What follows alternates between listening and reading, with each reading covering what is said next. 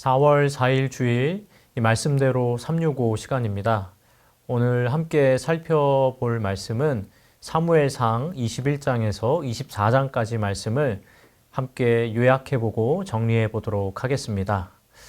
먼저 사무엘상 21장 말씀입니다.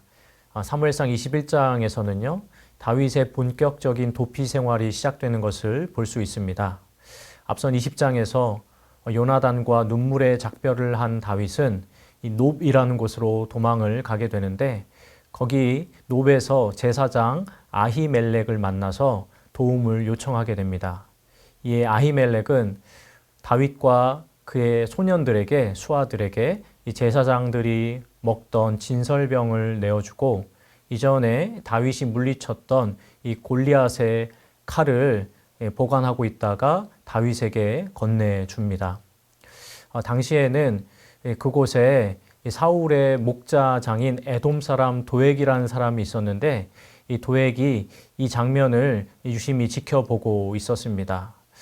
다윗은 이런 이 놉이 안전하지 못했다라고 생각이 되었는지 거기에서 빠져나와서 아기스 왕에게로 가게 됩니다. 자, 그런데 이 아기스 왕에게로 갔던 다윗은 자신을 알아본 아기스 왕의 이 부하들로부터 굉장히 큰 이 적대시함을 당하게 되고, 다시 한번 위기에 처한 다윗은 그곳에서 이 기지를 발휘해서 미친 척 연기를 해서 또 한번 이 블레셋 왕 아기스 왕의 손을 벗어나게 됩니다. 22장에서는 이 아기스 왕에게서 벗어난 다윗이 아둘람 굴을 거쳐서 그리고 헤레수풀이라는 곳으로 이동하게 되는 것을 볼 수 있습니다. 자, 그런데 다윗이 아둘람 굴에 있다라는 소식이 사람들에게 알려지자 이 다윗의 가족들과 이 다윗과 같이 어려운 처지에 있던 사람들이 다윗에게로 몰려들게 되는데, 그 숫자가 400명에 달했습니다. 그래서 1년의 무리들이 이 다윗과 함께 지내게 된 것입니다. 자, 그렇게 다윗에게 사람들이 모이고 있을 당시에 이 놉에서 아히멜렉은 큰 위기에 처하게 됩니다. 말씀드렸던 에돔 사람 도액이 다윗과 아히멜렉이 조우했던 그 장면을 사울 왕에게 발구한 것입니다. 이에 사울 왕은 아히멜렉과 그의 가족들 그리고 노베 제사장들을 전부 다 죽이게 되는데, 그나마 아히멜렉의 아들 중에서 아비아달이라는 사람이 간신히 탈출하게 되고 이 다윗에게 합류하게 되는데, 그때로부터 이 아비아달은 다윗 왕의 제사장 역할을 감당하게 됩니다.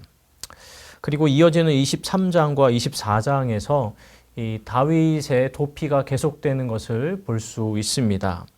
이 다윗은 사람들이 자신을 발견하기 힘들고 또 추격하기 힘든 유대의 광야들로 도피 생활을 계속해 가는데, 10광야, 마온 광야, 그리고 엔게디 광야, 이런 광야들로 주로 도피 생활을 하게 됩니다.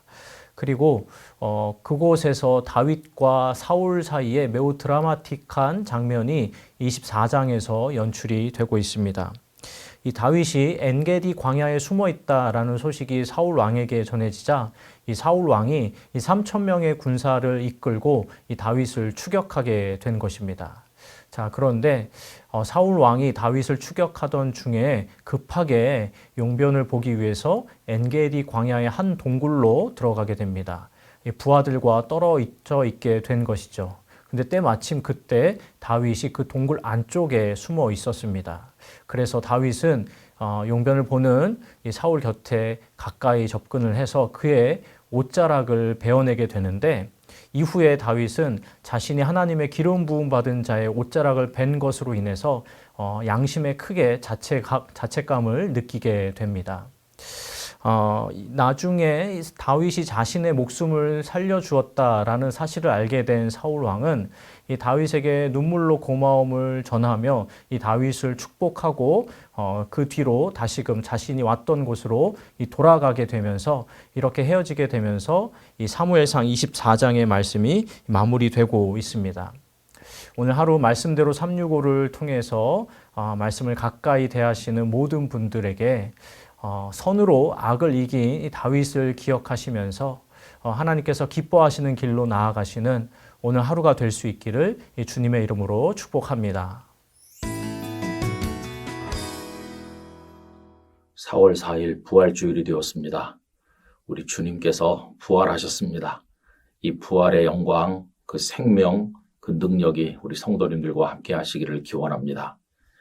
오늘은 사무엘상 23장 14절 말씀을 함께 읽겠습니다. 다윗이 광야의 요새에도 있었고 또 십광야 산골에도 머물렀으므로 사울이 매일 찾되 하나님이 그를 그의 손에 넘기지 아니하시니라. 아멘. 사울 왕은 처음에는 골리앗을 쓰러뜨린 다윗을 좋아했고 신뢰해서 자기 곁에 두었습니다. 그러나 다윗이 점점 인기가 높아지자 그를 정적으로 여겨서 경계하게 되었고 결국에는 그를 제거할 생각까지 가지게 되었습니다. 그래서 그는 자기 딸 미갈을 끈으로 해서 다윗을 꼼짝 못하게 하려고 시도를 했었는데 미갈이 다윗을 사랑했기 때문에 나중에 자객이 왔을 때도 다윗은 미갈의 도움으로 피신을 하게 됩니다. 그 이후에도 사울은 집요하게 다윗을 추격을 했고 다윗은 날마다 그의 칼을 벗어나기 위해서 피난자처럼 정말 힘들고 어려운 삶을 살아야만 했습니다. 사울은 매일 다윗을 추격했습니다. 다윗은 매일 그를 피해야만 했습니다. 유대 광야에도 머물렀고 여러 동굴에도 머물면서 그의 고단한 삶의 모습이 성경에 잘 말씀되어 있습니다. 여러분, 오늘 본문 말씀은 그의 이러한 힘든 삶의 상황을 보여주지요. 다윗이 광야의 요새에도 있었고 또 십광야 산골에도 머물렀으므로 사울이 매일 찾되 이렇게 되어 있습니다. 이 모습은 오늘 우리들과 흡사하다고 생각합니다. 사울이 매일같이 찾잖아요. 그것처럼 악한 사탄이 우리를 날마다 공격하려고 노리고 있어요. 그래서 이것에 관해서 베드로전서 5장 8절은 이렇게 말씀했습니다. 근신하라 깨어라 너희 대적마귀가 우는 사자같이 두루다니며 삼킬 자를 찾나니 마귀가 우리를 삼키기 위해서 날마다 찾아다닌다고 이렇게 표현하고 있습니다.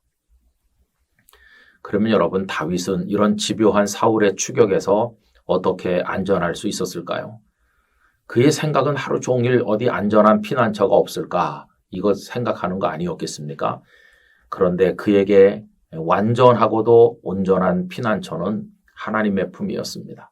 하나님께서 다윗을 꼭 붙드시고 절대로 사울의 손에 내어주지 않으시는 것입니다. 그래서 오늘 말씀 끝에 보면 사울이 매일 찾되 하나님이 그를 그의 손에 넘기지 아니하시니라. 여러분, 저는 이 말씀 읽으면서 큰 위로를 받았습니다. 하나님께서 다윗을 사울에게 이렇게 넘겨주지 않으신다는 건 지금 다윗이 하나님의 손에 있다는 거거든요. 사울은 다윗을 자기 손에 잡아보려고 하지만 다윗은 하나님의 손 안에 있어요. 하나님께서 그를 붙들고 계셔요. 하나님께서 다윗을 놓지 않는 한, 사울에게 넘기시지 않는 한 절대로 사울은 다윗을 손에 잡을 수 없습니다. 결국 사울 왕이 다윗을 잡으려고 추격하는 것은 다윗을 붙들고 계신 하나님께 맞서는 어리석은 행위였다는 걸 알게 되는 것이죠. 여러분, 하나님께서 우리들을 붙들고 계시기만 하다면, 우리를 절대로 넘겨주지 않으신다면 그 누구도 우리를 공격할 수 없을 것이고 우리를 해할 수가 없을 것입니다. 하나님께서는 다윗을 사랑하셨습니다. 하나님의 영이 늘 다윗과 함께 했는데 하나님께서 다윗을 넘겨주실 리가 만무하지요. 하나님, 저희들의 인생도 하나님께서 잡아주시고 하나님의 손으로 붙들어 주셔서 그 어떤 어려운 공격과 여건에도 불구하고 승리하게 하여 주시옵소서. 이것이 우리의 기도가 되어야만 할 것입니다. 나는 하나님의 손 안에 있다. 하나님께서 나를 붙드신다. 이 확신으로 살아가시기를 바랍니다. 아버지 하나님, 사울은 매일 다윗을 찾았지만 하나님께서 다윗을 그의 손에 넘기지 않으심으로 다윗은 안전하였습니다. 아버지 하나님, 저희들의 인생, 저희들의 모든 것 하나님의 손에 있는 줄 믿사오니 아버지께서 저희들을 굳게 붙드시고 인도하시고 보호하여 주옵소서. 예수님의 이름으로 기도드리옵나이다. 아멘.